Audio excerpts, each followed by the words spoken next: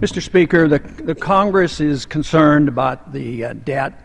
The people are concerned about the debt. The markets are concerned about the debt. The world is concerned about the debt and what we're doing here today because we live with a world fiat dollar standard, and so the whole world is engulfed in this very serious problem. I do not understand, though, that if the debt is the problem, and I agree, the debt is the problem, that for us to come here and raise the debt by $2.4 trillion is the solution. That just baffles me. I think it's a distraction because when a country gets indebted to the degree that we're indebted, the country always defaults. This is historic, especially if the country is a significant country. On occasion, a small country will quit sending the checks and they'll go bankrupt. We're not going to do that, but we will default because the debt is unsustainable. This year, it is said that we have a debt increase of $1.6 trillion, but that's not true. If you count what we borrow from the pension funds, the Social Security and highway funds, it's $2 trillion. But if you include the increase in the entitlement obligation, it's $5 trillion. So this is a huge, huge problem. But the argument here is, how do you default? And it is said that if we don't raise the debt limit, we're going to default and not send out the checks. I don't believe that for a minute. Somehow or another, the checks are going to go out. But if you really wanted to live within the technicalities of law, there's a very simple thing you could do.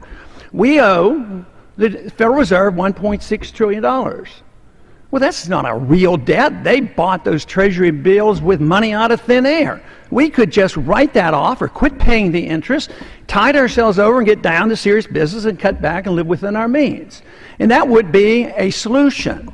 But to increase the national debt will only encourage another type of default. And that's what we're going through. We're engaged in the most difficult and a very bad way of defaulting, and that is through the destruction of the currency. Today, we have an inflation rate of 9%, and that is defaulting. So if a government can default and print money, and if they can get a 50% inflation rate over a period of time, they've cut that debt in half. That is the goal, that is what's happening, and that is very, very serious. Just in these last 3 years in dealing with this crisis, the dollar has been devalued 50% against gold. And gold, of course, is the best measurement of the value of a currency. It's been that way for thousands of years, and it cannot be denied because it's economic law. So we are defaulting, and when the American people go out and start buying goods and services like they are now, they're recognizing they cost a lot of money. So right now, we're in the early stages of rampant inflation, which means we're going to be hit with higher prices and higher interest rates. That is going to be a tax. So I see the only solution, and that is to cut spending.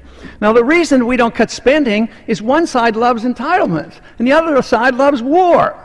And even this token attempt, $100 billion of cuts when we have this huge, huge deficit, but there's no mention of cutting military spending. I don't want to cut defense spending. This military spending doesn't defend us. It makes things worse.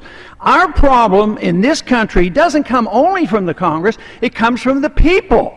The people still have a strong appetite for big government programs. They're not willing to cut. They think government can take care of us from cradle to grave and that we can be the policemen of the world.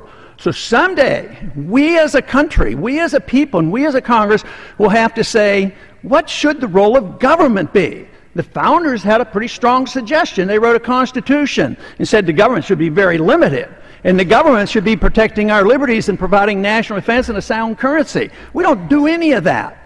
We've embarked on a course that was destined to end badly, and this is where we are today. So if we don't understand this default will not be because we don't send out the checks. We will send out the checks. It will be defaulted on because people will get their money back or they will get their Social Security checks and it won't buy anything. That is much, much worse than facing the fact that we not raise the debt limit and work our way out of this. That is devastating economically, and it's devastating politically, because we just saw a taste of what happens, how the anger is built when you see other countries in Europe now defaulting and can't pay their bills. So this is more significant than ever because we provide the reserve currency of the world. Gentleman's time has expired.